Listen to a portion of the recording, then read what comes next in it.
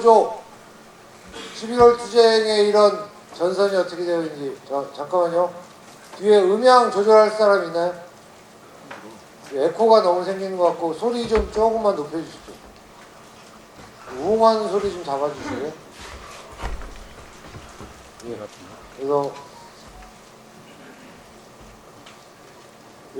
강사님 이제 모실 건데요. 민중교육연구소 소장님 괜찮은데 이시죠? 누구신가요? 네. 어떻게 하세요? 네. 팬들이 많으신가 본데. 우리 이희엽 소장님을 힘찬 박수와 함성으로 모시도록 하겠습니다. 네, 반갑습니다.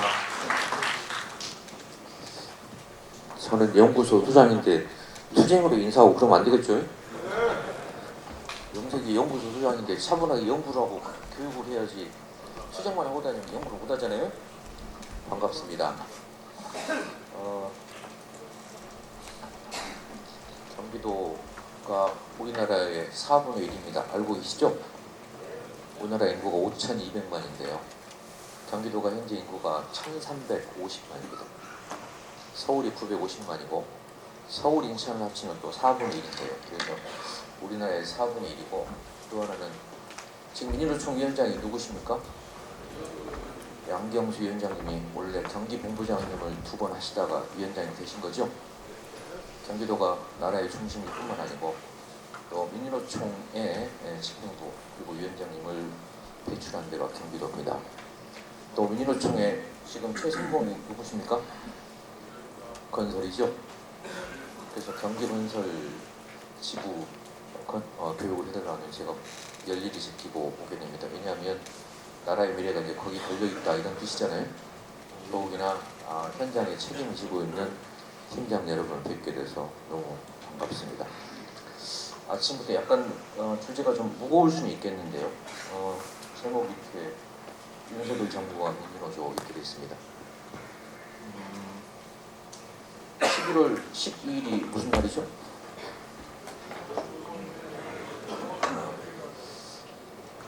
(11월 13일은) 어떤 11월 13일은 무슨 날일까요? 그렇죠. 우리가 11월 13일 전후에 전국 노동자 대회를 하고 있지 않습니까? 전태일 여사 기일에 맞춰서요. 그럼 민주노조의 역사를 보면 이제 뿌리가 전태일 열사를 또 기억해야 되겠는데, 우리나라 민주노조의 원래 원조는 사실은 민주노총 이전에 우리 조직된 선배 노동자들이 계셨죠. 그게 뭐였을까요? 전평이라고 해서 전국 노동자 평의회라는 조직이 해방 직후에 결성된 게 11월 5일입니다. 따라서 우리 노동자들에게는 11월이 아주 각별한 달인데요. 그래서 이제 해마다 저희들이 민주노총이 창립된 게 95년인데 87년에 민주노조가 처음 만들어지기 시작해서 그때부터 이제 노동자가 자기 생일을 찾기 위한 투쟁을 했었잖아요. 우리 노동자들 생일인 노동절은 며칠입니까? 5월 1일이죠. 그런데요, 87년 이전까지는 노동절이 없었습니다. 기억하시겠지만 87년 이전까지는 우리 생일이 언제였을까요? 네, 3월 10일이었습니다. 노동절이 아니고 근로자의 날이었는데요. 그럼 3월 10일은 무슨 날인지 아세요? 왜 3월 10일을 우리는 노동절인 것처럼 기념했을까요? 네, 한국노총 창립 기념일입니다. 얼마나 쪽팔리고 부끄러운 일입니까? 그럼 한국노총 초대 위원장이 누굴까요? 이승만입니다. 이게 뭘까요? 우리는 87년까지 노동자를 노동자로 부르지 못하고 근로자로 부르고 세계적으로 전부 5월 1일 날 기념하고 있는데 200개 나라 중에 지구상에 대한민국 노동자만 3월 10일을 뜬금없이 근로자 날으로 기념하고 있었으니까 얼마나 부끄럽냐는 거죠. 우리가 민주주의 깃발을 들고 비로소 노동자라는 이름을 찾고 자기 생일을 제대로 기념하게 됐다는 거잖아요. 그렇죠? 그런 이제 역사를 다시 쓰게 된 데서 전태일 열사가 큰 기여를 하신 거죠. 그래서 전태일 정신 계승 전국 노동자대회를 해마다 11월에 하게 돼 있죠. 그래서 이제 11월을 앞두고 우리가 뭘 준비해야 되나 그런 얘기를 하려고 합니다. 제 소개를 간단히 드리겠습니다. 저는 이름이 이의혁이고요. 여기 인문교육연구소 소장하고 있습니다.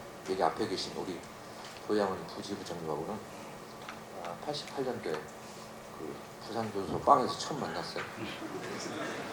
저하고 이제 34년 그 동기인데, 그러니까 진짜 거의 이제 철들고 나서는 평생 동기로 지금까지. 그래서 원래 고향은 해남이고 작년에 이제 60이 됐고 광주에서 고등학교를 다녔는데 제가 20살 때가 1980년입니다. 1980년 하면 5.18이죠. 그래서 저는 이제 대학을 원래는 공부하려고 대학을 갔는데 출세하려고 대학을 갔는데 그때 저한테 선택이 두 개밖에 없었어요. 전두환 세리아에서 이민양명 할 거냐 아니면 전두환이 아니라고 이의를 제기하고 항의할 거냐에서 여러분이 잘 알고 계시는 이제 전공 공부는 기존이고 그러니까 운동권 학생에 대해서 지금 40년 넘게 이 일을 하고 있습니다. 지금은 이제 연구소를 하고 있고요. 이 연구소 홈페이지가 있습니다. 또 유튜브를 쳐보시면 제가 그 강의 영상이 계속 올라가 있어요. 누구나 열람이 가능하기 때문에 필요하면 그걸 보시기 바랍니다. 오늘은 시간이 제한돼 있고 또 여러분이 11시 40분대 식사를 하셔야 되기 때문에 강의가 좀 속도 있게 진행될 수 있겠어요. 혹시 이진하시거나 더 궁금한 게 있으면 홈페이지를 꼭 보시기 바랍니다. 책도 이렇게 계속 해마다 내고 있는데 뭐 시중 서점에 다 살 수 있고 온라인 서점에 가서 제 이름을 치면 책이 나와 있습니다. 자, 바로 시작하겠습니다. 윤석열 정부가 등장했습니다. 87년 민주화 이후에 8번째 정부인데요. 윤석열 정부는 지금까지 우리가 봐왔던 정부가 아주 다릅니다. 어떤 점입니까? 취임한 6개월도 안 됐는데 지지율이 바닥입니다. 반대한다가 3분의 2에 달합니다. 이게 이제 이건 리얼미터가 조사한 거고 이건 한국 갤럽이 조사한 건데요. 그러니까 30% 초반, 20% 후반. 그러니까 임기가 취임한 지가 1년도 안 됐는데 지지율이 이렇게 바닥을 기고 있는 정부는 처음이에요. 처음이죠? 지금 팀장을 맡고 계시는 여러분만 윤석열을 싫어하고 반대하는 게 아니라 심지어는 대구 경북의 30대 40대도 이건 잘못 찍은 것 같다 이런 건데요. 이유가 뭘까요? 반노동 정책, 태도의 문제 여러 가지가 있겠죠. 그런데 결정적인 이유는 지금 가장 시급한 경제 현안이 일자리, 뭐 반도체 산업 정책, 취업 대책도 아니에요. 지역 균형 발전도 아니에요. 뭘까요? 한국은행이 예측하기를 이제 올해 물가가 5.2% 올릴 거라고 되어 있습니다. 그런데 공무원 임금은 얼마 올리겠답니까? 1.7% 올리겠답니다. 물가가 5.2% 오르는데 임금을 1.7% 올립니다. 실질 임금은 떨어진 겁니까? 상승한 겁니까? 떨어진 거죠. 여러분이 올해 이제 임금 잠정 합의안이 나왔는데요. 얼마 인상된 겁니까? 15,000원이 한 6.3% 되죠?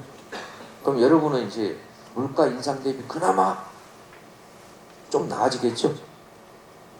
그나마.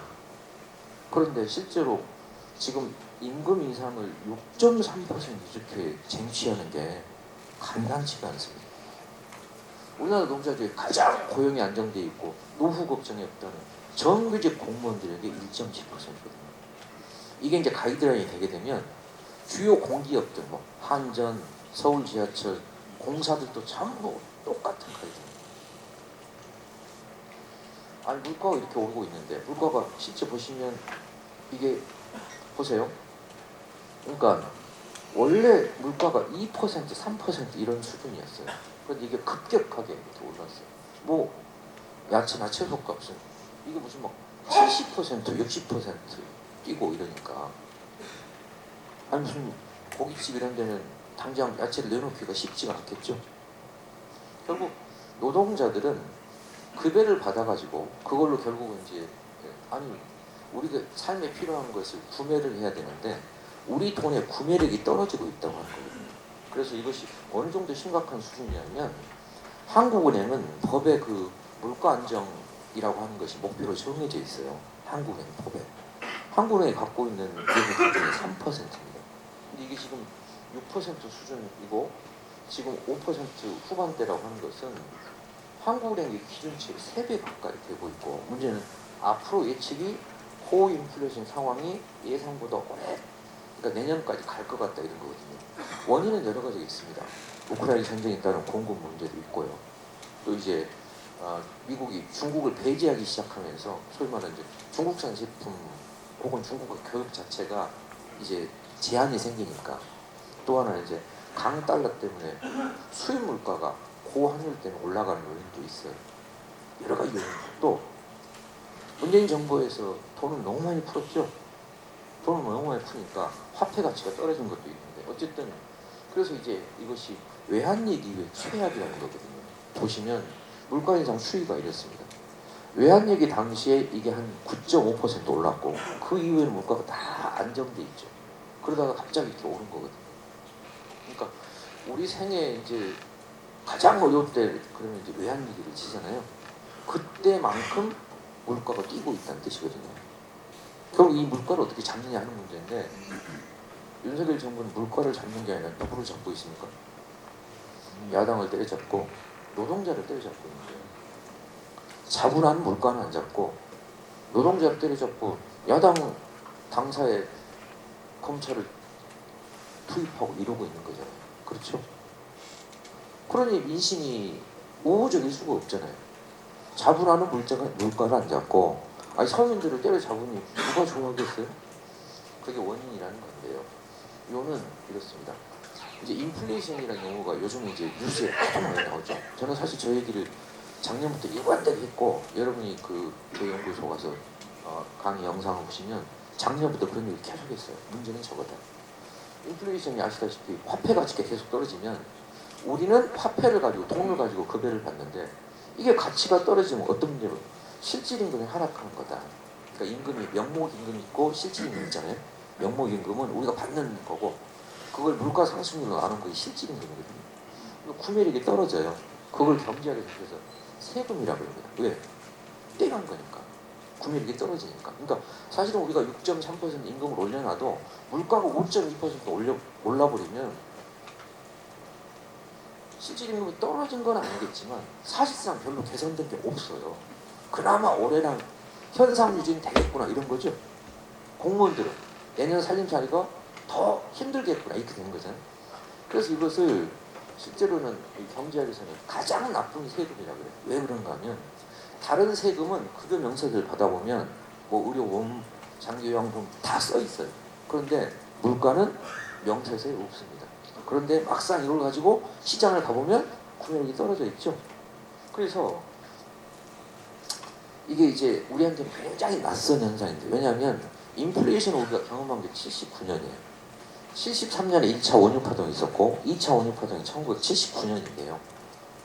오늘이 10월 27일입니다. 1979년 10월 26일이 무슨 날이에요? 79년 11일이 무슨 날이에요? 박정희가 죽은 날이잖아요. 그럼 박정희는 왜 죽었을까요? 직접적 사인은 김재규 총맞아 죽은 거죠. 그럼 궁정동에서 왜 자기들끼리 이제 싸움이 난 거잖아요. 왜 싸움이 났을까요? 그 배경이 인플레이션. 그러니까 박정희 당시에 물가가 얼마나 올랐는가 하면 이 정도 올랐어요. 물가가 30% 뛰고 여러분 상상을 한번 해보세요. 물가가 30% 뛰면 월급을 받아봐야 쓸 데가 없어요. 그 당시에 벌어진 풍경이 어떤 거냐, 그때는 차가 많이 없었잖아요. 그래서 사람들이 리어카에다가 물건을 사다가 사재기를 타고 그랬어요. 물가가 30% 올랐으면 지금 국제뉴스를 보시면 최근에 물가가 30% 올라오고 대통령 쫓겨난 나라가 있어요. 어디에? 인도 밑에 있는 스리랑카에. 우리가 알고 있는 그 홍차이 나라. 스리랑카 대통령 쫓겨난 게 이거 있어요. 물가가 30% 뛰어버리니까 서민들이 아니 굶어 죽거나 싸우다 죽거나 2판 3판이 된 거잖아요. 그래서 대통령으로 쳐들어가고 막 불지르고 난리가 난 거예요. 대통령 망명하고 결국은 이제 퇴진했잖아요. 그 사람 20년 동안 집권했거든요. 박정희도 18년 만에 물러났는데 그게 이거였어요. 기억하실 거예요. 인플레이션 이렇게 무섭다. 왜? 먹고 사는 문제잖아요. 그렇죠? 우리 꿈은 뭐예요? 퇴근해서 저녁 있는 삶을 살고 그래 물가가 안정되고 그래 정치가 잘 돼서 우리는 친구 만나고 가족들과 오붓하게 그러고 싶지. 우리가 지금 조끼 입고 집회를 가고 싶습니까?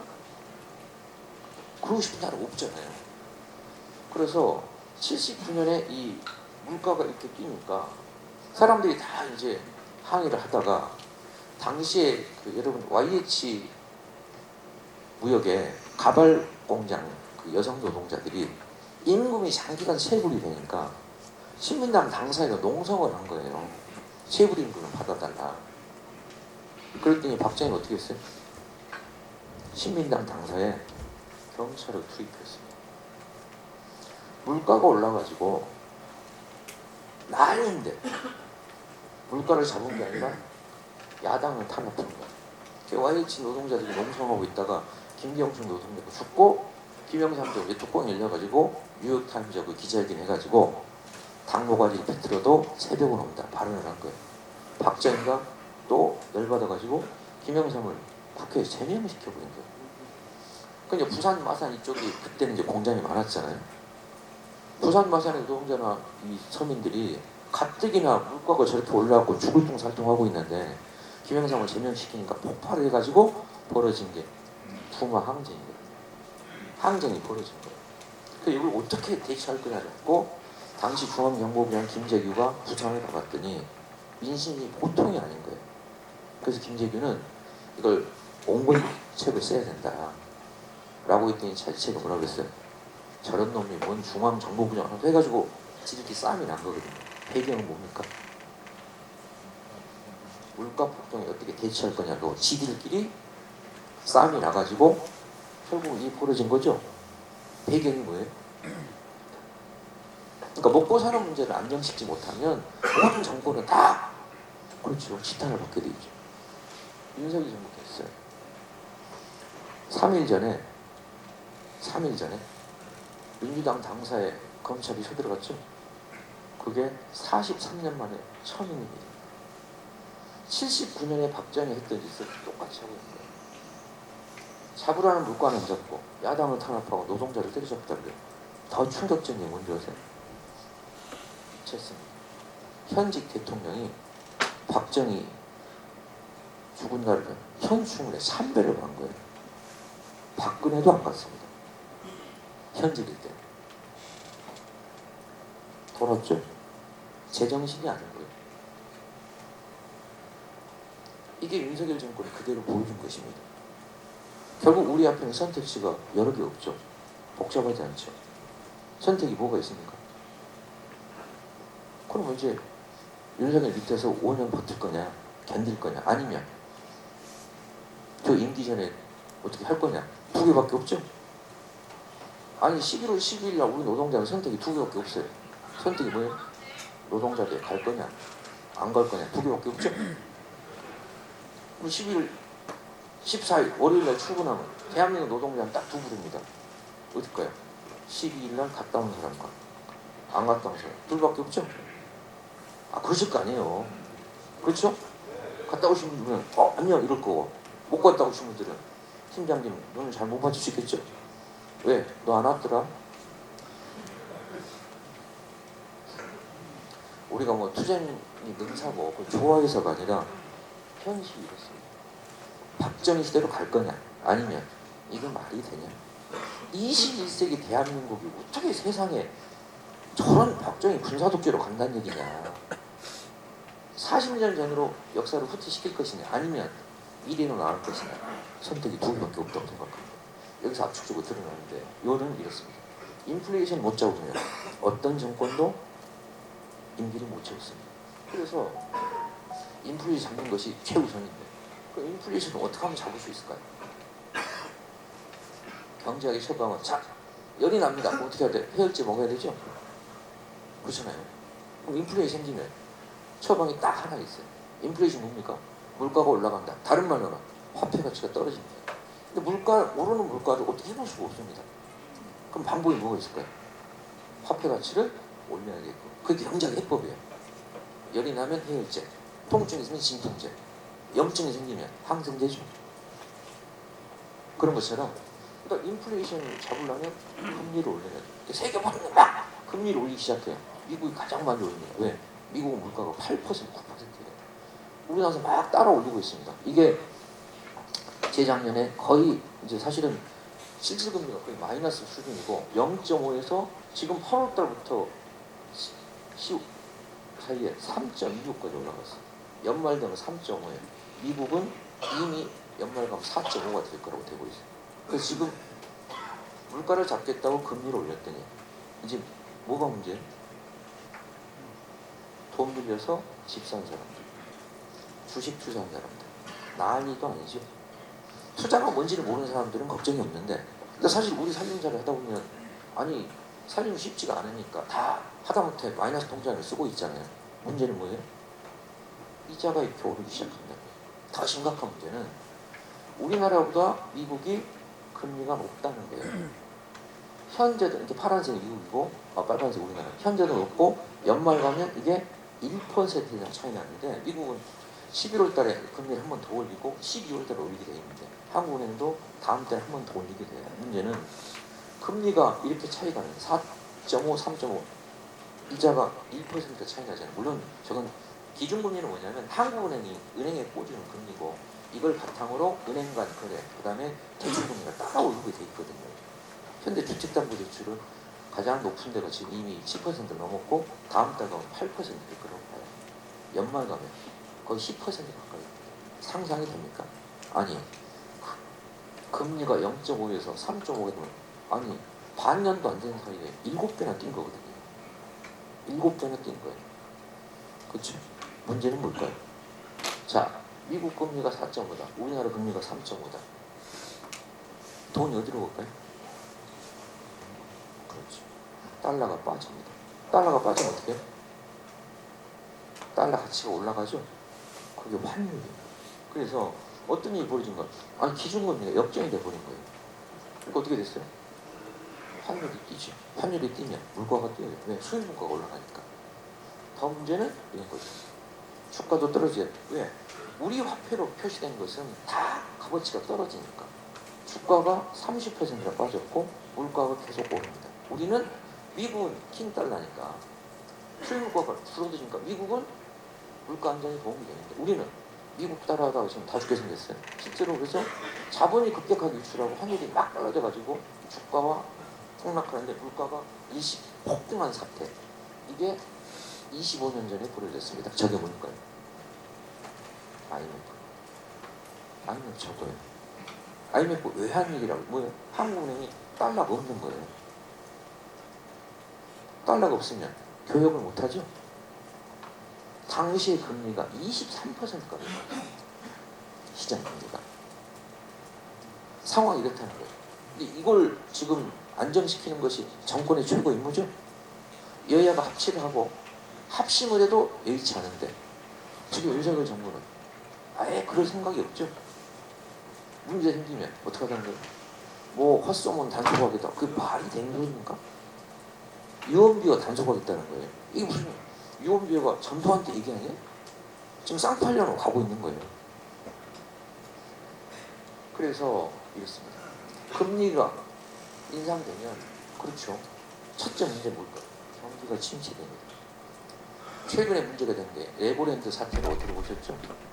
강원도가 보증을 섰는데 빚 못 갚겠다 이러는 거예요. 그럼 정부가 빚을 못 갚겠다 그러면 회사채는 아예 팔릴 수가 없어요. 그 1차적인 여파가 건설사로 가고 있어요. 왜? 건설사는 자기 돈으로 하는 게 아니라 돈을 빌려갖고 사업을 하는 거잖아요. 그걸 프로젝트 파이낸싱, PF라고 그러는데 들어보셨죠? 충청권에서 도급 순위가 한 6위 되는 회사가 우석건설이라고 있습니다. 부도났어요.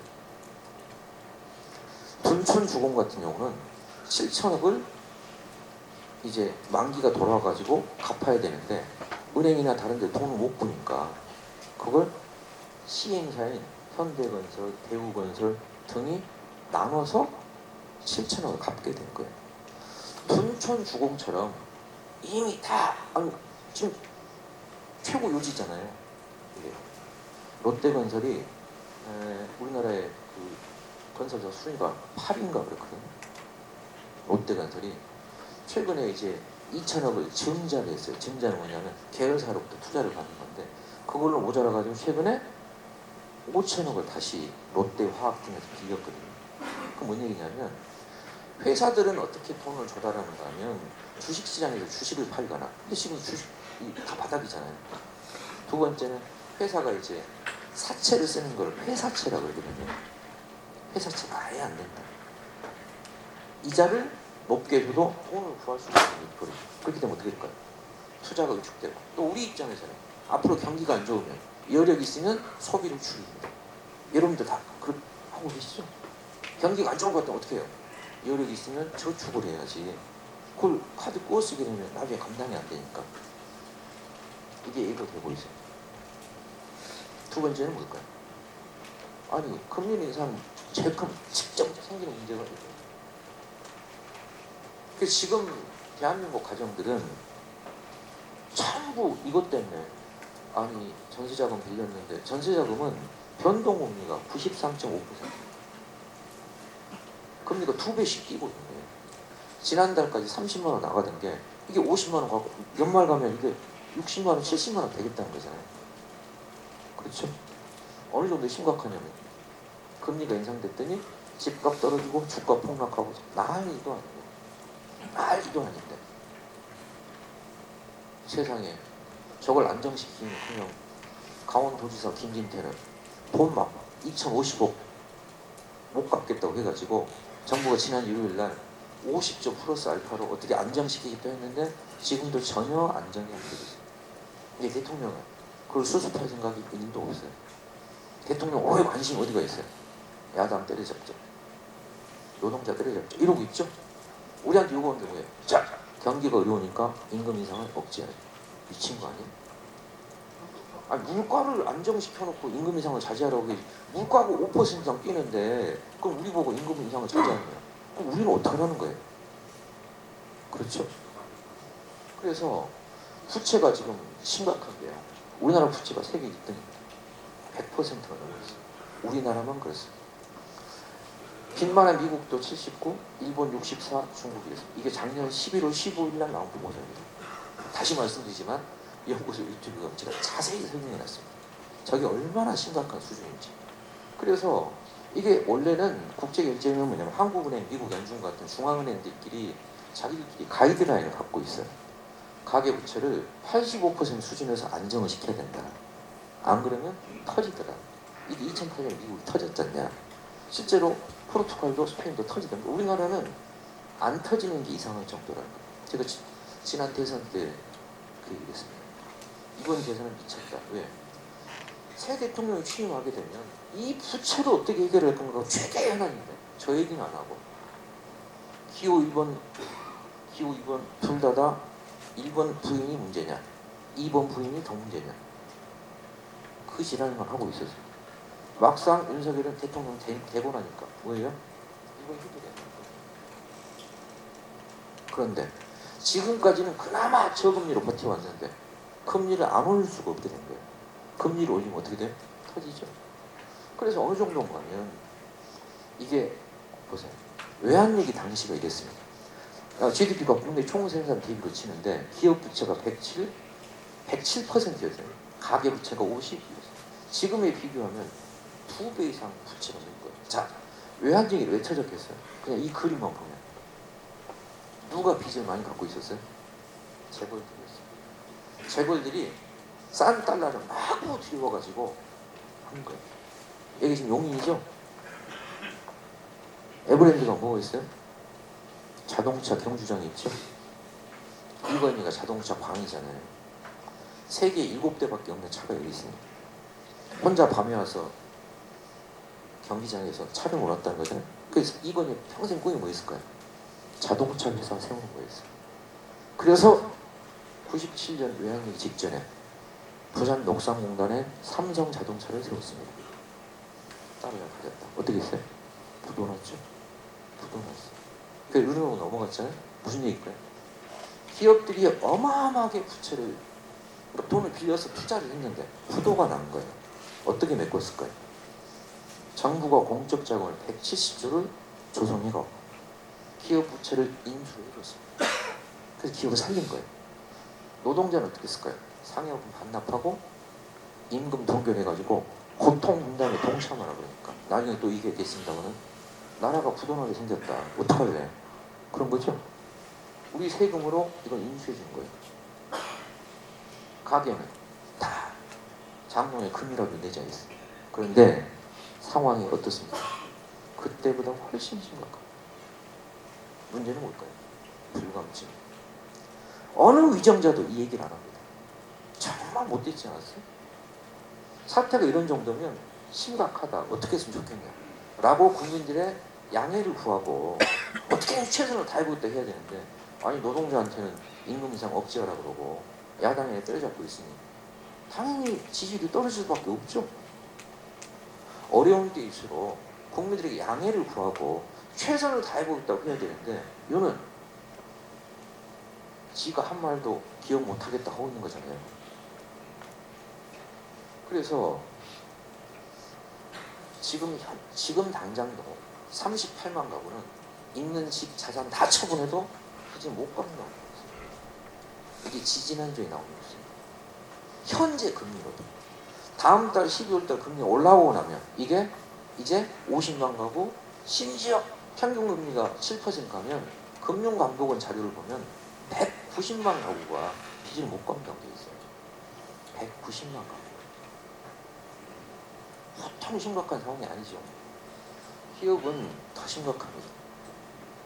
이게 이자 보상 비율이 무슨 얘기냐면 이거거든요. 영업이익을 이자 비용으로 나눈 거거든요. 뭔 얘기일까요? 1년 동안 영업이익으로 이자를 갚을 수 있는 게 1 이상이고 1이 안 된다고 하는 것은 돈 벌어가지고 이자도 못 갚고 있는데 그게 비율이 한국은행 자료를 보면 40%가 이 지경입니다. 중소기업은 50%, 절반이 영업이익으로 부채를 못 갚고 있어요. 대기업도 아까 롯데 얘기했죠. 30%가 이렇다는 거예요. 이거는 그렇죠. 1.5 이상 돼야 그나마 빚을 갚을 수 있고 1 미만이면 잠재적 부실이고 3년째 이러면 그걸 좀비기업이에요. 말만 회사지. 저 다 이제 사실 부도 처리해야 된다는 거예요. 이 정도 심각합니다. 그래서 좀비기업이 한 20%가 되어 있어요. 전체. 이 정도 심각합니다.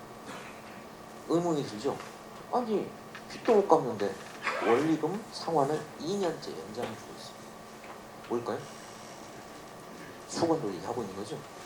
그러니까 문재인 정부 때 이미 처리했어야 되는데 문재인 정부 이거를 계속 넘긴 거예요. 윤석열 지금에 입만 열면 문재인 정부 탓하죠. 저는 거기 크게 동의하진 않지만 아주 일리가 없지는 않습니다. 왜?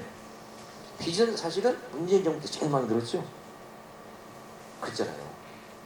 그래서 부채가 이 정도 되고 그래서 중소기업의 절반은 빚도 이자도 못 갚고 있다. 원금이 아니에요. 이자도 못 갚고 있다.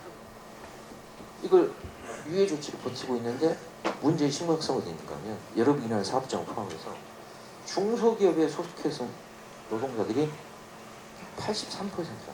자, 산수로 한번 계산해 볼까요? 빚도 못 갚는 50%가 부도가 처리되면 전체 노동자의 41.5%가 실업자가 된다는 뜻입니다. 보통 심각한 상황이 아니죠. 그냥 통계 수치가 적었습니다. 보시고 외환위기도 훨씬 어렵다는 걸 아시죠. 그래서 가정을 해보면 외환위기랑 비교를 해놨어요. 25년 전 외환위기 주식이 64% 떨어지고 부동산이 반토막이 나니까 신용불량자가 235만. 신용불량자라는 용어는 단군 이래 최초로 생긴 게 외환위기였어요. 보시겠습니다. 이게 터지면 어떻게 될까요? 이게 터지게 됩니다. 가계 2배 정도가 파산할 거라는 거죠. 결국 이 위기를 어떻게 잘 관리하느냐.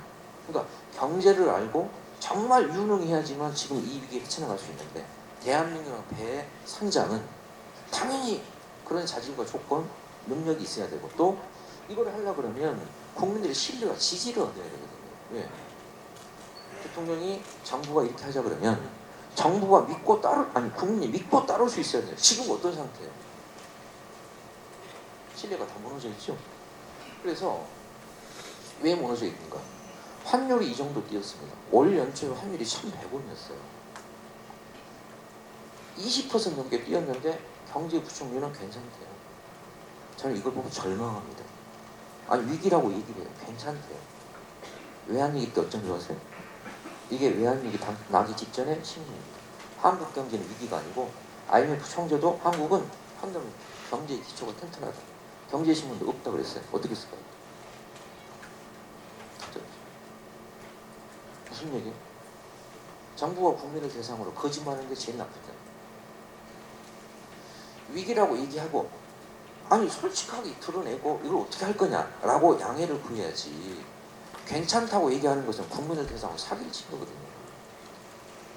상황이 있어요. 왜? 보세요. 국회에서 이 새끼들이 승인 안 해주면 어떡할 거냐, 바이든 쪽팔려서 얘기해놓고 자기는 한 적이 없대. 진상을 규명하죠. 미친 거 아니야? 뭔 진상을 규명해. 지가 한 얘기를 내가 했다 안 했다만 얘기하면 되지. 아니, 국민들이 듣기에 바이든이 해놨는데 우리 귀를 의심한다고? 기억나시죠? 슬픈 게 뭐예요? 저는 정말, 아니 대통령이 그런 얘기 할 수 있는 거 아니냐. 아니 우리 사석에서 뭐 바이든 아니다 사장 욕도 하고 지부장 욕도 하고 그런 거 아니야? 문제 있어요? 아, 미국까지 갔는데 바이든이 안 만나준 거 아니야? 어떻게 해? 저 10세 저거, 아니 죄송합니다. 아, 그럴 수 있는 거 아니에요? 미국 대통령 뭐 15분, 아 죄송합니다. 미국 대통령 뭐 교황이 하는 일이냐? 대한민국 대통령이 그 정도는 해줘. 우리가 세계 10위쯤 되는데, 내가 뉴욕까지 왔는데 세상에 복도에 48초 만나주냐. 48초로 만난 것도 아니에요. 왜요? 둘이 얘기하면 24초 하잖아요? 통역하면 12초예요. 12초면 오줌 눌 시간도 안 돼요. 아, 세상에 이게 말이 됩니까? 미국까지 갔는데 그렇게 홀대를 하는 게 말이 돼요? 그거 어떻게 돼? 한마디 했다 이거야. 저는 야당이나 언론도 문제가 많다. 왜? 저게 뭐가 문제냐? 그럴 수 있는 거 아니야? 왜? 아, 바이든 나쁜 놈 아니야? 아니, 우리하고 동맹이라 그래놓고 한국 전기차만 예외 이런 거 아니에요. 다른 나라 전기차는 1,000만 원씩 보조금 주는데 한국 차는 안 된다. 현대 전기차가 시장 점유율이 2등이에요. 4등으로 폭락했어요. 예. 1,000만 원 차이가 난다는 거예요. 다른 회사 차를 차면 1,000만 원 보조금 주는데 한국 차는 안 된다는 거 아니야? 그럼 이게 뭔 동맹이냐고. 그럼 간 김에 한마디 해줘야 되는 거 아니야? 그럼 이게 잘못됐어요? 근데 우리나라 언론들은 세상에 어떻게 바이든한테 그럴 수가 있냐. 야당도 똑같아요.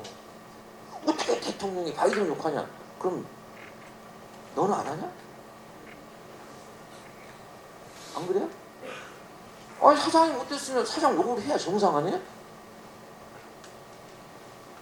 더 기가 막힌 거야.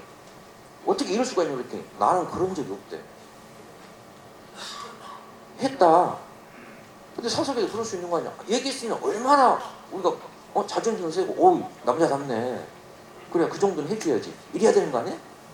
근데 대통령이라는 자가 나는 그런 적이 없고 그런 얘기를 하는 거지. 동맹이 훼손된 거고 진상을 밝히래. 그럼 누구를 조사해야 진상이 밝혀져요?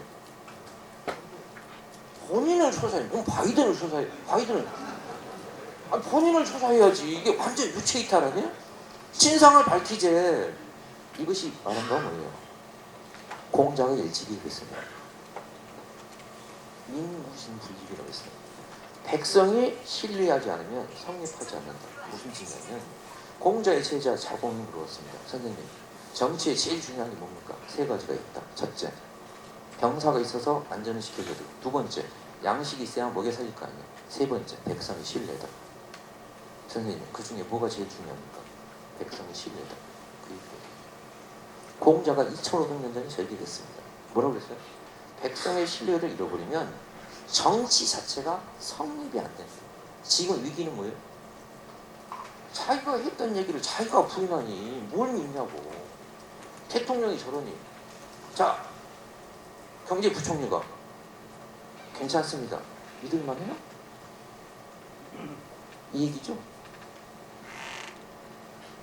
아니, 비암 이런 거예요. 내가 몸이 아파갖고 병원을 갔는데 의사가 뭔가 시원치 않고 신뢰가 안 가. 그럼 뭔 생각이 들어요? 내가 차라리 네이버 검색을 하지. 저 새끼 상태가 안 좋은 것 같은데. 딱 그 얘기예요. 그렇죠? 우리가 정치인을 뽑은 이유는 뭐예요? 그래도 우리보다는 잘할 거라고 생각하고 위임을 한 거란 말이에요. 권한을. 우리가 직접. 우리는 현장에 열심히 일하고 그래 가정을 잘 꾸릴 테니까 나라를 네가 좀 해봐라. 그랬는데 신뢰를 잃어버렸어요. 그렇죠? 그러니까 앞으로 이제 콩으로 매주를 쓴다고 해도 긴가민가 하게 생겼다 그런 얘기잖아요. 지금 나라의 진짜 위기는 저는 거기 있다고 생각합니다. 그래서 위기가 있는데 아주 제가 기가 막힌 얘기를 해드릴게요. 서민들이 힘들어 죽겠습니다. 금리가 올라가고 난리인데 금리가 올라가고 서민들은 다 난리인데 누구는 횡재를 해가지고 대박이 났습니다. 누굴까요? 은행입니다. 은행은 올해 상반기만 20조를 벌였어요. 신한, KB, 하나, 우리 이 5대 은행이 20조를 벌였어요. 20조는 얼마나 큰 돈이냐면요. 문재인 정부가 코로나 때 국민지원금이라고 한 게 17조예요. 4인 가구 80만 원 받으신 적 있죠? 17조. 17조. 근데 6개월 사이에 20조를 벌였다. 또 하나가 있습니다. 날마다 지나갈 때보다 주유소에 오늘 기름값 얼마인가 보시죠? 왜? 계속 뛰니까. 문제는 정유사는 SK, GS, SO, 현대가 12조 3천을 벌였어요. 이게 상사 이래 최고고 작년보다 2배나 얻은 거예요. 한번 생각해보세요. 아니 우리는 우크라이나 전쟁 때문에 원유가 올라가지고 기름값을 올린 줄 알았더니 사실은 지금 정지하고 있는 원유는 이미 작년에 계약한 걸 가져온 거예요. 두바이산 원유를 작년에 달러당 배럴당 70달러에 계약한 걸 지금 정지하고 있는데 팔기는 이게 전쟁 나가지고 배럴당 110달러다 라고 해가지고 원가를 110원이라고 불화를 쳐가지고 떼돈을 번 거예요. 그럼 어떻게 해야 돼? 이렇게 횡재를 했으면 세금으로 환수하는 게 정상이죠. 그런데 미쳤습니다. 감세를 해서 재벌들이 세금을 깎아준 거예요. 그럼 재벌이 세금을 깎아주고 임금을 억제하라고? 제정신이 아니죠. 얼마 전에 영국 총리 트러스가 44일 만에 그만뒀습니다. 왜 그만뒀어요? 감세하겠다고 했다가 바람이 저거 미쳤구만. 45일 만에 그만뒀어요. 우리는 지금 5개월째 하고 있죠. 보세요. 기름값 이렇게 뛰면 우리는 그냥 버스 타고 다니는가 그래 차를 좀 운행을 줄이면 되는데 못 줄이는 사람이 있습니다. 누굴까요? 화물노동. 이 사람들이 이게 생업인데 밤새 운전해도 남는 게 없다는 게 싸울 수밖에 없죠. 선택이 2개밖에 없어요. 화물노동가 입장은 기름값 이렇게 뛰면 말이 되냐. 그리고 어떻게 세상에 디젤이 휘발유보다 더 비싸냐. 그렇죠? 요새 디젤차 몰고 다니면 죽어나시죠? 그럼 어떻게 해요? 선택이 2개밖에 없어요. 데리고 따질 거냐 아니면 아휴 내 손가락에 장을 씌고 참아야지 어쩌겠냐. 여러분 어떤 선택 하시겠어요?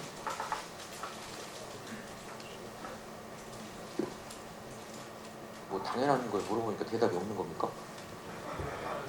그럼 11월 어찌 하겠어요? 2개밖에 없어요. 그래 노동자한테 가거나 아니면은 그래도 내가 잘못 찍었으니까 참을 거나 2개밖에 없죠? 어떡하실 거예요? 그 대한민국 노동자는 2개밖에 없어요. 12일 날 가는 사람과 안 가는 사람. 14일 출근하면 2개밖에 없죠? 우리 팀원 중에 온 놈과 안 온 놈. 뭐 여기 계신 분들이 없죠? 다 팀원들 잘 통솔하고 계시니까 참고하겠지만 이게 노동자는 월급 빼고 다 올라갑니다. 더 심각한 건 쌀값은 45년 만에 여러분 시골에 부모님이나 아시는 분 있습니다. 우리나라 폭동이 안 난 이유가 뭐예요? 쌀값이 떨어졌어요. 물건값이 다 올랐어요. 농민들은 농기계값, 임금비, 비료대, 농약대, 땅 임차료 다 올랐어요. 쌀값이 떨어졌어요. 햅쌀이 나와요. 농민들이 다 가볍게 팔아봐야 원가도 안 나오는데 뭔 지랄이냐. 그렇죠? 안 싸울 수가 없어요. 농민들은. 노동자도 안 싸울 수가 없죠. 요즘 민주노총 얘기 들어보면 10만 노동자들, 아까 이제 사무국장님이 그래 건설이 앞장서서 10만 대 성사시키자고 그랬는데 민주노총 조직위원회 별 걱정을 안 하시더만. 왜요? 그랬더니 그냥 열심히 조직을 안 해도 다 올라오기도 한데 고민이 뭘까요? 전세버스가 서울 시내를 진입해야 되는데 지방에 올라오신 분들이 다 전세버스 타고 오잖아요. 버스가 시내를 못 들어갈까봐 이제 비상계획이 뭐예요? 외곽에다 차를 세워놓고 어디서 전철을 탈 거냐. 촌놈들은 다, 저는 이제 부산이니까 부산에서 올라오면 새벽만 먹고 올라가야 되거든요. 여러분이 전철 타고 가시면 되겠지만 좋은 사람들은 지리를 잘 모르잖아요. 민노총 얘기 들어보면 10만 명은 성사가 아니라 이미 다 됐대요. 그러니까 뭐 살살 오시라 그런 얘기가 아니라 그렇게 대규모로 될 것 같다는 거예요. 민심이 2개밖에 없어요. 그래서요, 이게 지난 8월 대우조선 하청 노동자가 52일을 아예 용접으로 해놓고 했습니다. 요구가 뭐였어요? 임금 인상 30%. 그랬더니 아니 임금을 30% 올려달라고 좀 심한 거 아니야? 이 30%의 근거가 뭔지 아세요? 6년 전에 조선이 어려워가지고 경기가 좋아지면 회복시킬 테니까 임금을 깎자고 해서 30% 깎았다는 거예요. 조선 수주가 작년부터 세계 1등. 경기가 좋아지니까 원상 회복을 해달라고 한 거예요. 근데 사측은 4.5% 얘기한 거예요. 말이 됩니까? 안 됩니까? 근데 윤석열 정부는 공공력 투입하겠다고 지랄했어요. 이 정상입니까? 그래가지고 이 노동자들한테 470억을 손배 가압류 때렸어요. 나라가 미쳤죠. 아니 살자고 이 고생을 한 사람한테 세상에 날라온 게 이들은 어떻게 해요? 재산이고 월급을 다 가압류죠.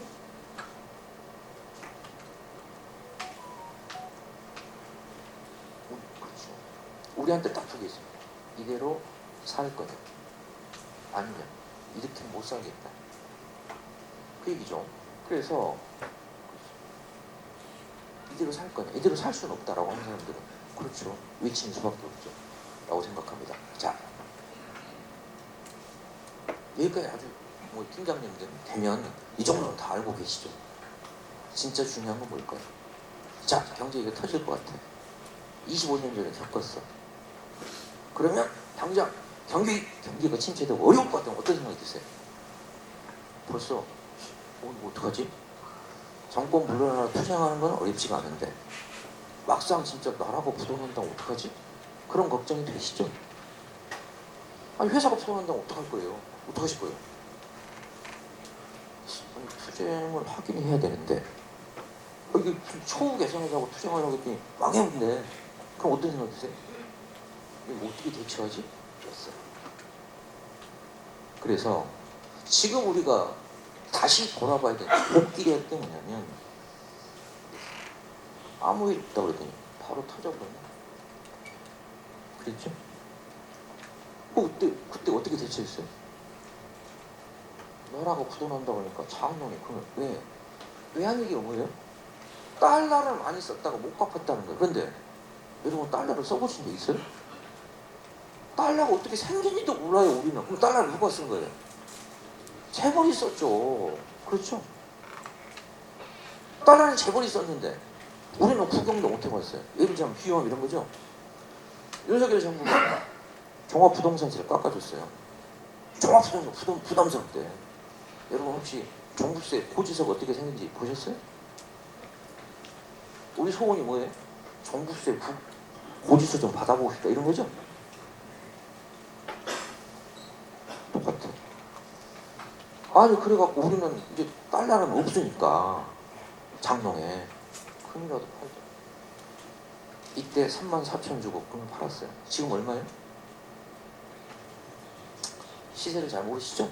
왜? 금방에 가본 적이 있어야지. 쓸 돈도 없는데 뭔 금이야 지금. 그러고 있어요. 아 이렇게라도 하자고 난리가 났어. 근데 가만히 생각해봅시다. 아니 부도가 난데 누구 책임이에요? 아 김영삼 정부 책임이지. 그게 왜 우리 책임을? 아니 우리는 돈을 쓴 적이 없다고요. 누가 돈을 썼다고요? 재벌하고 이종자들이 한 거 아니에요?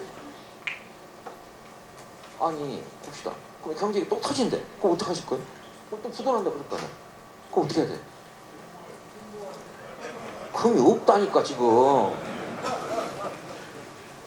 먹고 죽으려면 없어요. 금이 없어. 그럼 이제 뭐 해야 돼 이제? 그럼 어떻게 해야 돼? 야 건설은 임금을 자체로 손괴하자. 하실 거예요?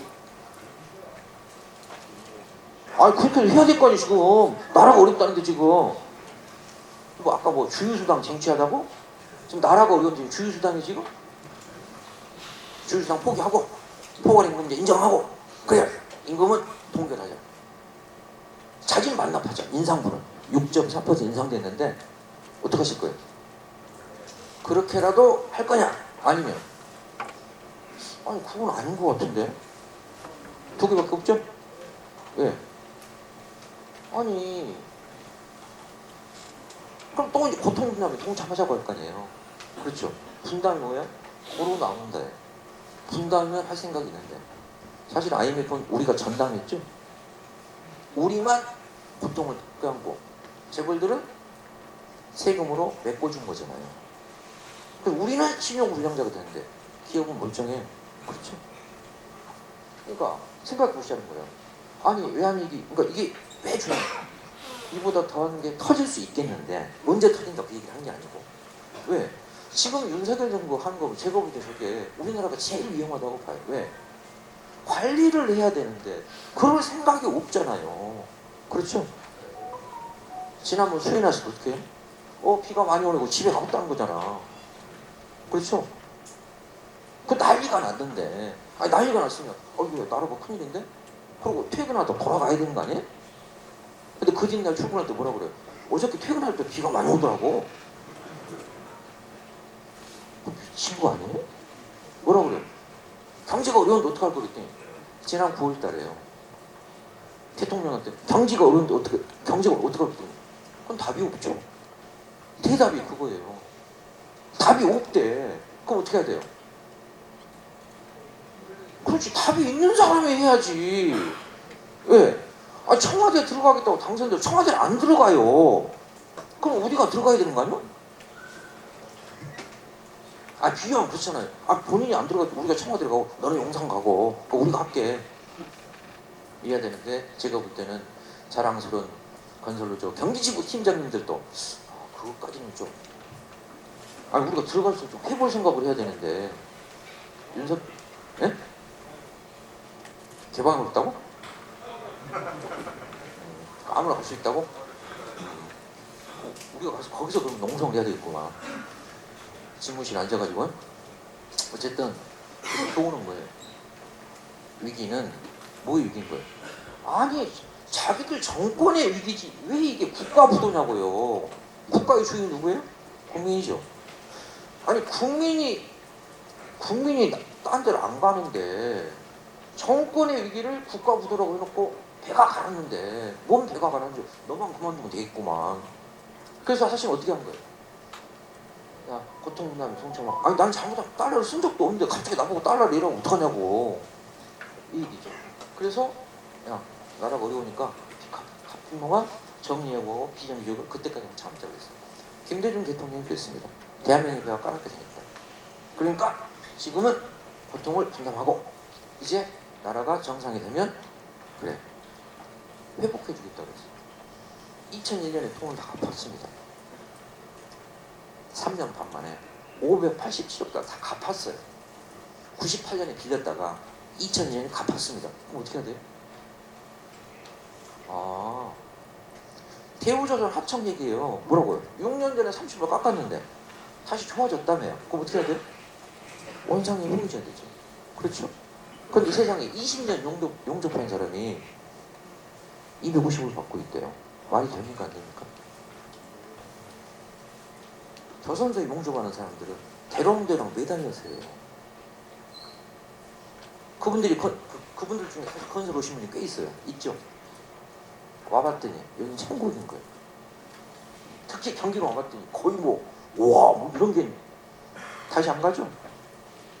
안 가요. 왜? 세상에 제일 힘든 건 언제나 겨울에 배 안에 들어가서 용접을 하고 있으면 체감 온도가 40도라는 거 아니에요? 왜? 바람 다 불잖아요. 밖에서 용접하면 바람이나 부는데 이 배 안에서 용접을 하면 근데 250 받는데 말이 됩니까? 똑같죠? 아니 정리하고 비정규직을 어떻게 나라가 어려우니까 하자며요. 2000년에 다 갚았어요. 갚았다고요. 우리가 20년 동안 원상회복을 못하고 있는 겁니다. 이거는 이렇죠. 그래서 생각 보십시오. 국가가 망하게 생겼대. 쉽게 말하면 회사가 망하게 생겼대. 그러면 물어봐야죠. 회사가 부담하면 누구 책임이? 그렇죠. 아니 우리가 책임 있는 게 아니잖아요. 누가 책임져야 돼? 경영자가 책임을 져야 되죠. 아니 우리한테 경영권을 줬어 우리가 책임을 져야 되죠. 말하자면 아니 건설 집행부를 선거를 했는데 집행부가 잘못하면 집행부가 물러나야지. 조합원이 책임져라. 그럼 여러분 하시겠어요? 아 집행부가 교섭을 잘못해 왜 팀장한테 책임지라고 그래? 좀 미친 거 아니야? 제가 비속어를 쓰더라도 양해하세요. 그러면 그렇죠. 그럼 나라가 부도나는데 누구 책임이야? 위정자들이 책임이지 왜 우리가 책임을 져야 돼? 그럼 어떻게 해야 돼요? 회사가 부도나면 사장을 바꿔야 되죠? 국가가 부도나면 정부를 바꾸면 되죠. 그렇죠? 그래서 신뢰할 만한 실력 있고 신뢰할 만한 사람을 뽑아서 그래 정상화자 이렇게 해야 되죠. 그러면 사실은 우리도 분담에 동참할 용의가 있죠. 있잖아요. 문제는 뭐라는 거예요? 왜 우리한테 책임이 있냐고. 우리한테. 그렇죠? 왜 삼성은 자동차가 부도나니까 그걸 세금으로 메꿔주고 우리는 신용불량자로 전락하냐고요. 왜 나라가 국민은 안 도와주고 재벌만 도와주냐고요. 그렇지 않습니까? 사고는 그들이 쳤는데 책임은 나보고 지래요. 사고는 집행부가 쳤는데 책임을 조합원으로 지라고 동의하시겠어요? 똑같은 거지. 그러니까 이걸 통해서 얻게 된 게 뭐예요? 아 앞으로 또 저것들이 저렇게 나오겠는데 이번에는 그걸 네가 책임져야지 왜 우리가 책임을 지냐. 못하겠으면 어떡하라고요? 물러나라. 이게 한다는 얘기죠? 이게 맞지 않습니까? 왜? 무능한 경영자를 몰라내야 회사가 정상이 되지. 무능한 놈을 돈 때려 막아가지고 세금으로 회사를 살려놓으면 일단 사장부터 갈고 나서 지원을 하든가 말든가 해야지. 저게 밑빠진 독에다가 뭐하는 짓이냐 라고 항의해야 되겠죠. 그리고 노동자 생계나 국민들은 그러려고 세금을 걷는 거 아니냐 라고 요구를 해야 되겠죠. 아니면 노동자들이 그럼 생계가 어렵게 됐어. 어떻게 해야 돼요? 왜 기업은 구제해 주는데 노동자는 안 구해줘요? 정상입니까? 나라가 왜 필요해요? 아 국민을 지키고 아니 국민을 편하게 하자고 나라가 필요한 것이고 아니 병역 의무, 납세 의무, 교육 의무, 노동 의무를 우리가 왜 해요? 이런 때죠. 뭐랑 똑같아요? 우리가 왜 자동차 보험을 듭니까? 사고가 났을 때 도움을 하자고 보험을 든 거 아니에요. 세금을 왜 내요? 어려울 때 국민에게 도움이라고 세금을 낸 거 아니에요? 동의하시죠? 저 혼자 막 열변을 토하고 있나? 다 아는 얘기인데 얼른 끝내자. 그런 뜻이죠? 그래서 이제 뭐 할까 얘기하고 이제 슬슬 이제 정리합시다. 왜냐하면 밥 먹을 때가 오는데 지금 그죠? 배고플 때는 아무 얘기 안 들리잖아요? 그래서 뭐 할 거냐? 자, 촛불항쟁 됐어. 이게 어마어마한 겁니다. 촛불항쟁이에요. 이게 21세기 시민운동 역사를 새로 쓴 거거든요. 저게 6년 전에. 그래서 대한민국 사람들이 바라보는 눈이 세계가 달라졌어요. 왜요? 연인원 2,300만 명. 이게 12월 9일인데 12월 참 3일인데 190만이 모였거든요. 여기만 모인 게 100만이었어요. 광화문에. 저게 얼마나 놀라운 일이냐면 그 콧대 높은 독일, 프랑스의 사람들이 이제 21세기 민주주의는 한국 가서 배우니까 실제 견학을 왔어요. 어떻게? 100만이 모였는데 어떻게 평화적인 시위를 하냐. 여러분 뉴스 보시면 프랑스는 일단 모였다면 타이어 불태우고 가게 약탈하죠. 또 성질 급한 놈은 에펠탑에다 락카치라고 막. 우리는 이런 거 지금 모일 거야. 세종도왕 동상에도 오줌 싸고 여기 경복궁에다가 화염병 던지고 이런 격이잖아요. 그랬어요? 더 놀라운 게 뭐예요? 5개월을 싸웠는데 다친 사람이 한 명도 없어요. 입건되거나 사법처리된 사람이 0명이에요. 이게 우리 역사에도 없고 인류 역사에도 없어요. 더 놀라운 게 뭐예요? 유럽 사람이 제일 관심 갖는 게 100만 명이 모였는데 화장실은 어떻게 되냐? 왜? 유럽은 화장실 개방은 다 유료입니다. 우리는 어떻게 돼 있어요? 다 개방돼 있고 이동식 화장실 다 갖다 놨죠? 문제! 여기 앉아 있는데 여기까지 어떻게 나가냐 이거? 사람이 다 앉아 있는데 어떻게 갔어요?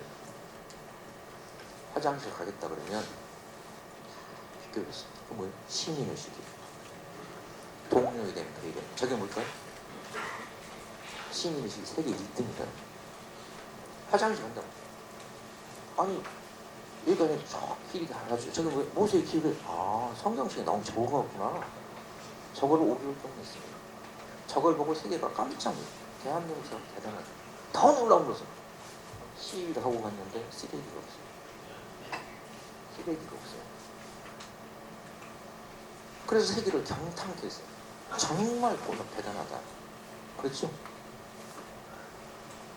그 대단한 대한민국이 어떻게 윤 같은 애가 대한민국 참 보라이트하네. 어떻게 윤 같은 세계를 깜짝 놀란 거죠?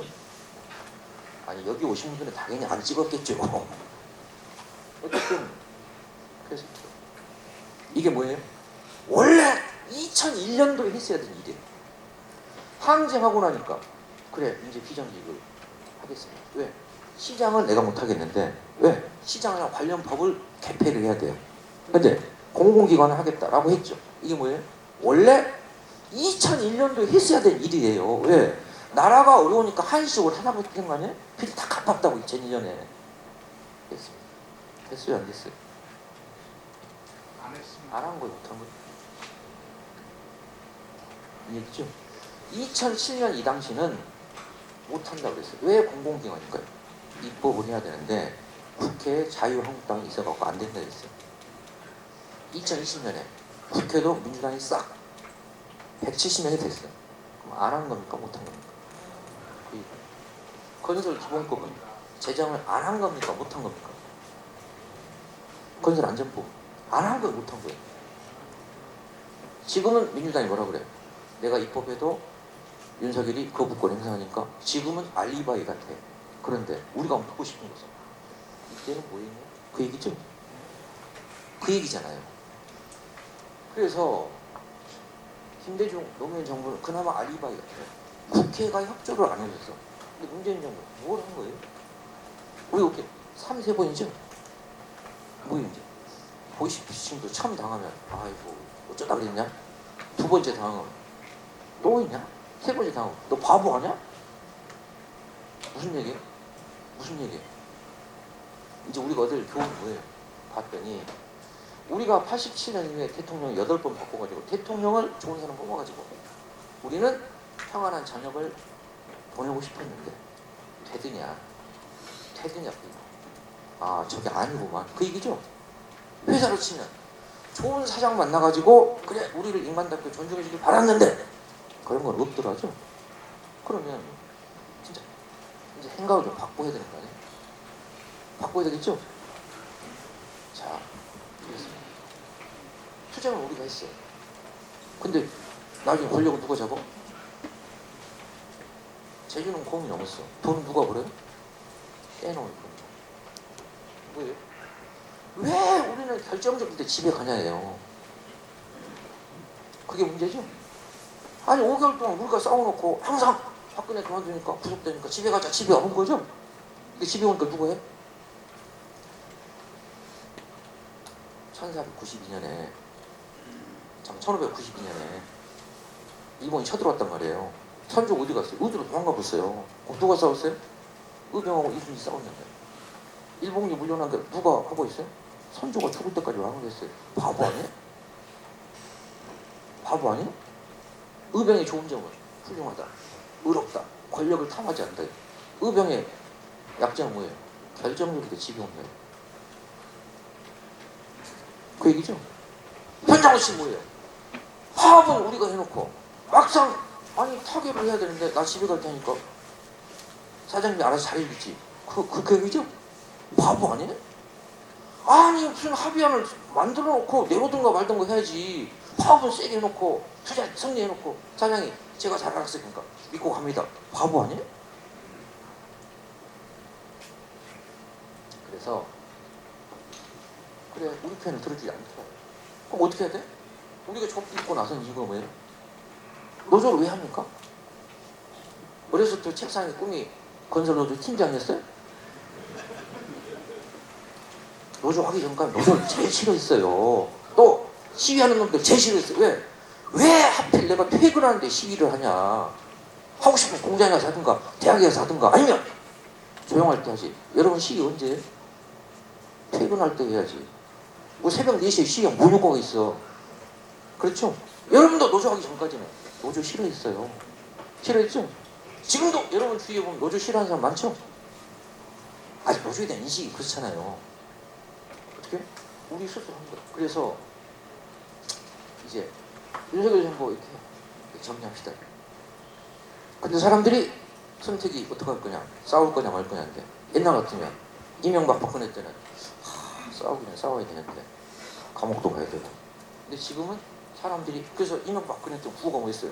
쫄지 마 이런 거 있어요. 기억나시죠? 쫄지 마 이런 거 있어요. 왜?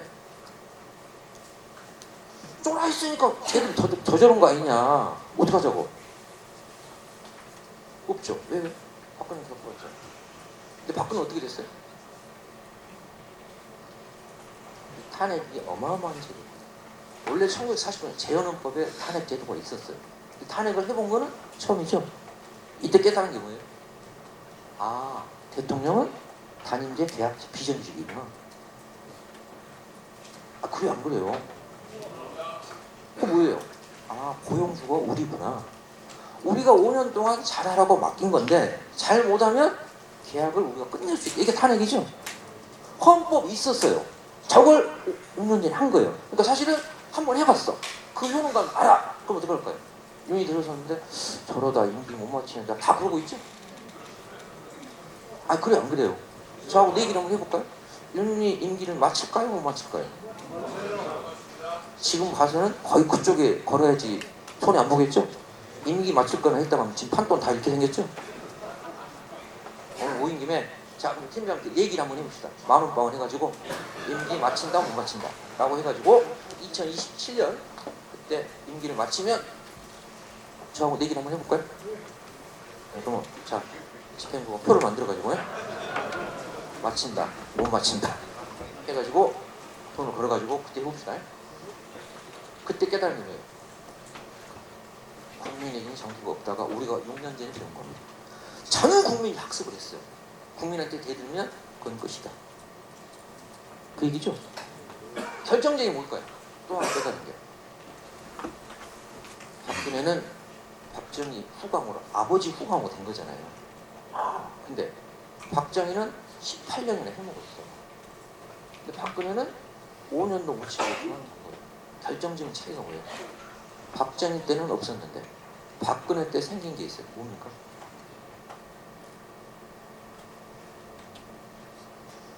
노조잖아요. 노조. 여러분 아니요.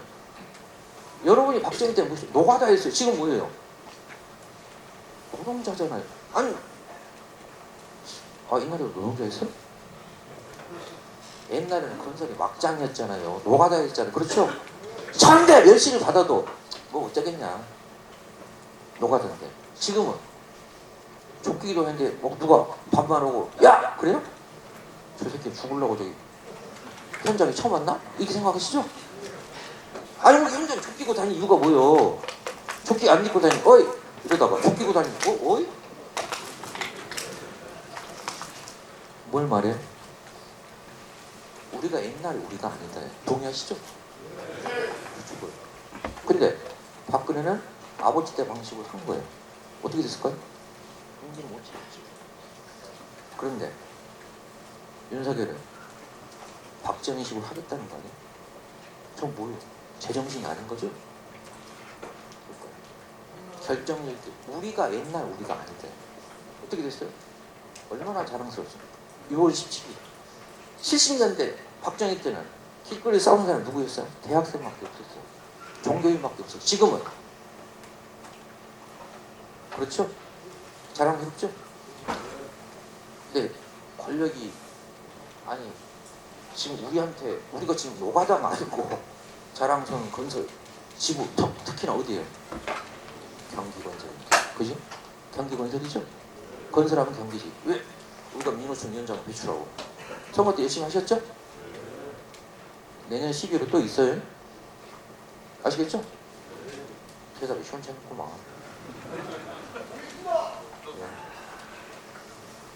이게 교훈이에요. 그래서 이제 이 얘기하고 마치려고 해요. 노동자가 존중받는 그렇죠. 존중받아야 되죠. 노동 그 자체도 존중받아야 되는데 제가 조사를 잘 해봤어요. 지구상에 200개 나라가 있는데 그나마 민주적인 제도가 되고 있는 나라가 한 100개 나라 있어요. 반 이상은 아직도 군부독재거나 뭐 왕도 있고 막 이런 나라가 있어요. 우리는 87년이면 그나마 민주가 됐잖아요. 민주주의가 된 나라 중에 그럼 노동자가 존중받고 노동권이 보장되려면 딱 두 가지 조건이 있어요. 조사를 다 해봤어요. 110개 나라에. 노동자가 존중받는 나라, 노동자가 개무시당하는 나라. 조건이 두 개가 있어요. 뭘 것 같아요?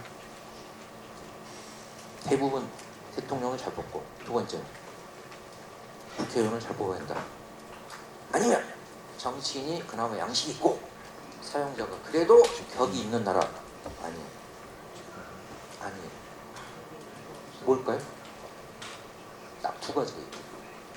여러분 사실 하나 알아요. 자, 현장에 여러분 무시를 안 당하려면 사장이 괜찮아야 된다. 소장이 좋아야 된다. 아니에요. 뭘까요? 1.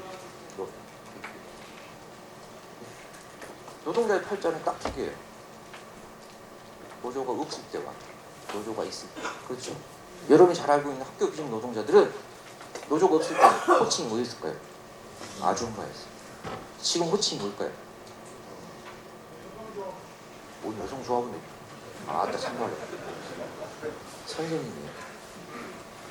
애들 회식하는데 10년 전에 애들이 아줌마 이거 좀 더 주셔도 됐어요. 지금은 아줌마가 그랬더니 이 새끼가 아니 그렇다는 게 아니고 지금 뭐라고 할까요? 고모, 이모, 여사님이 아니고 선생님이에요. 선생님 이것 좀 더 주면 안 돼요? 10년 전에 교장 선생님이 지나가고 아줌마 여기 교장실 청소 예? 저 급식실에 왔는데 그때 고형주가 교장이었어요. 이거 좀 청소 좀 하시오. 그러면 목공이 포도 치니까 그랬어요. 지금은 아줌마 그러면 지나가요. 어떤 개가 짖냐. 여사님 그럼 돌아오던 거예요. 선생님 그럼 왜요?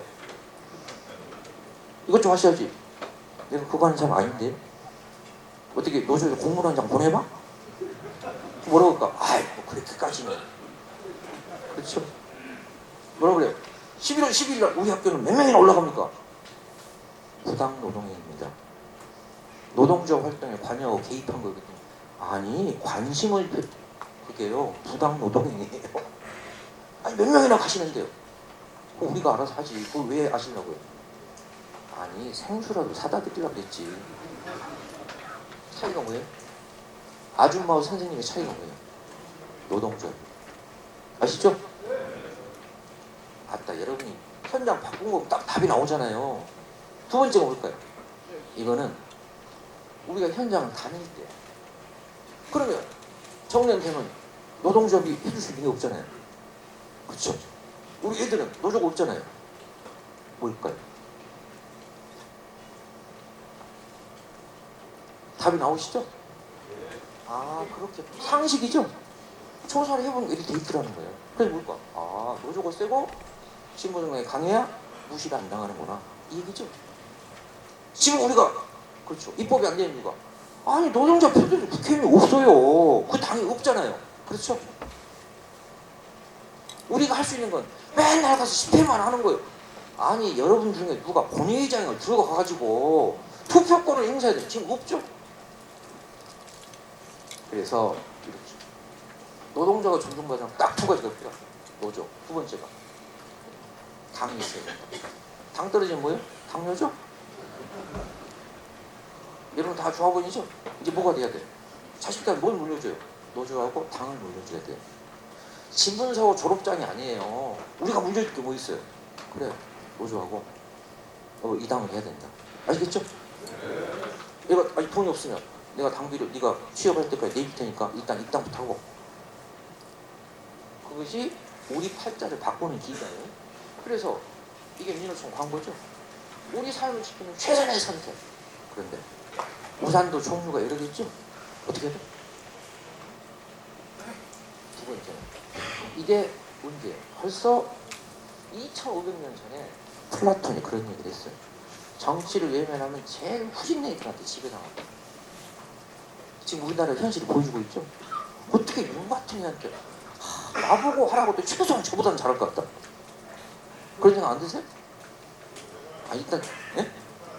아니 여러분이 그런 생각 하시고 있지 않냐고. 저야 당연히 잘할 수 있죠. 문제는 뽑아줘야 될 거 아니에요 이게.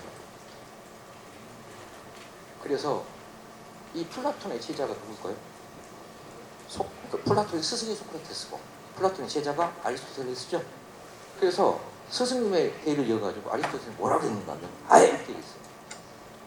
인간은 정치하는 동물이다. 뭘까? 세상 생물 중에 정치를 하는 건 인간밖에 없더래요. 나머지는 다 약육 강식입니다. 인간은 정치를 하더라. 다른 말로 얘기하면 정치를 모르면 인간 아니다 그 말이죠. 그게 우리 헌법에 써 있어요. 정치를 잘하려면 어떻게 될까요? 투표를 잘하지 않아요. 헌법에 8조에 정치의 주체는 당이다. 그러니까 뭘 해야 돼? 아, 당을 해야 되는구나. 그러니까 나한테 노조가 있어야 되듯이 당이 없으면 아 집회 시위를 맨날 해야 되는구나. 그런 얘기죠. 그래서 이제 마치겠습니다. 노동자부 최선의 선택인데 우산이 종류가 여러 개죠. 우산의 튼튼함을 결정하는 건 뭐예요? 무조건 크다고 장땡이 아니죠. 그게 뭐예요? 기반비사 크고 튼튼해야 돼요. 그게 뭘까요? 이게 여러분이죠. 그렇습니까? 안 그렇습니까? 지부가 잘 나가려면 팀장들이 현장을 짱짱하게 장악하고 지부를 받쳐줘야 지부가 힘이 있지. 그렇지 않습니까?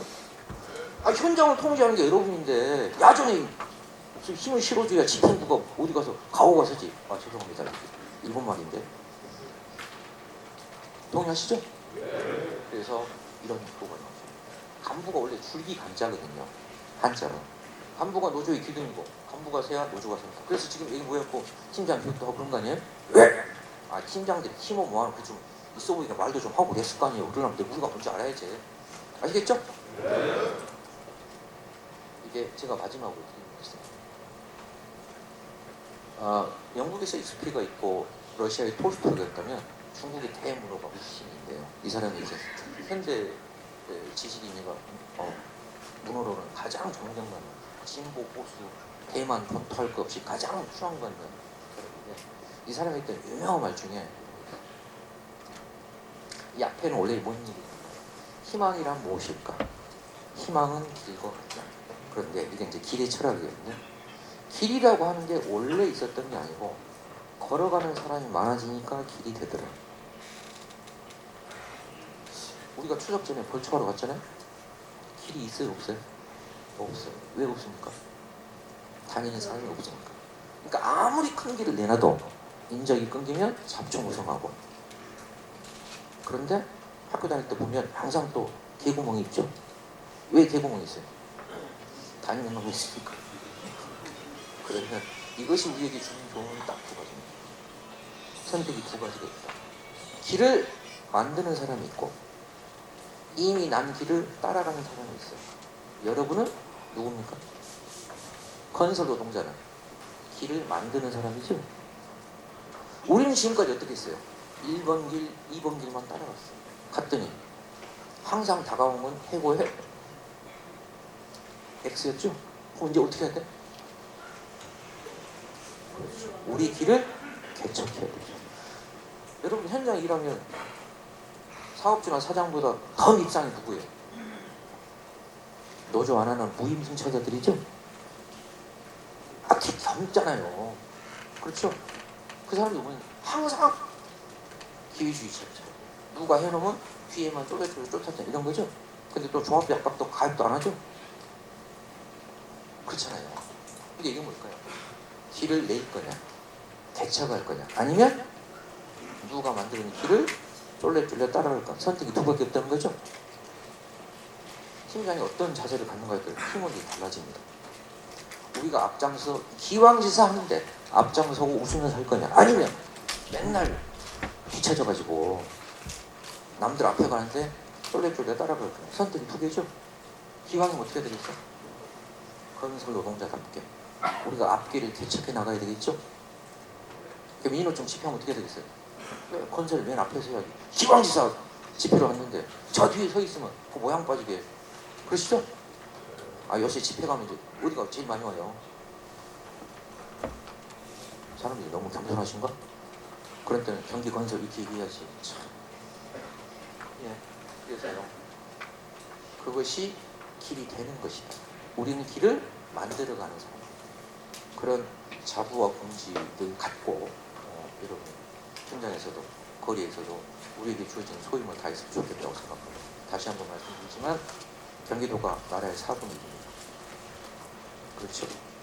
또 경기도가 민노총 집행부를 다 뒷받침해줘야 됩니다. 그 앞장에 여러분이 계십니다. 심지어 경기는 자 건설도 저 위에는 서울에 좀 떼주자 해가지고 아예 경기 일부를 또 서울에 지원까지 해줬죠. 그러고도 조합원이 지금 6천 명이죠. 이제 얼마 돼서 그래 10,000명하고 20,000명 해가지고 그래 세상을 바꿔나가지. 지금 노동조합이 아직 그렇죠. 헤쳐나간다고 하면 당연히 풀뿌리도 파야 되고 돌도 치워야 되고 처음 개척하는 사람 일이 많죠. 일이 많죠. 근데 그것이 우리 자신을 위한 것일 뿐만 아니고 우리 자식들과 후대를 위한 일이다. 그 일을 누가 할 것인가. 기왕지사 하는 바이야. 웃으면서 앞장서 했으면 좋겠고 그런 경기 건설 지구가 될 것이라고 믿어도 되겠죠? 마칠 때 되니까 목소리가 커지고만. 장시간 동안 수고하셨습니다. 제가 지금 11시 30분이니까 40분부터 이제 식사를 한다고 그랬는데 혹시 그래도 자 기왕지사 부산에서 여기까지 오셨다는 거 질문을 꼭 하고 싶다 그런 분 계세요? 사실은 질문을 받을 생각은 없었고 질문을 하겠다고 손을 드시면 제가 그분에게 책에 사인해서 보내드리려고 그랬어요. 지금이라도 한번 손 들어보세요. 네, 저분께 누군가 아시죠? 어디 성함이 어떻게 되시죠? 양창호 팀장님? 그러면 그 주소를 여기 알려주시면 제가 책을 보내드리도록 하겠습니다. 속으로 나도 손들고 그럼 몇 분 계시죠? 네, 혹시 아니 사서 가도 저자 사인이 없잖아요 지금. 나 찾아간다고요? 나중에 그러면 또 기회가 되니까요. 책을 사놨다가 강사가 온다 그러면 저한테 사인해달라 그러고 강사를 다른 사람 불렀으면 바꿔달라라고 해가지고 그 얘기 좋았다가 아니라 내가 지금 사인을 받아야 되는데 지금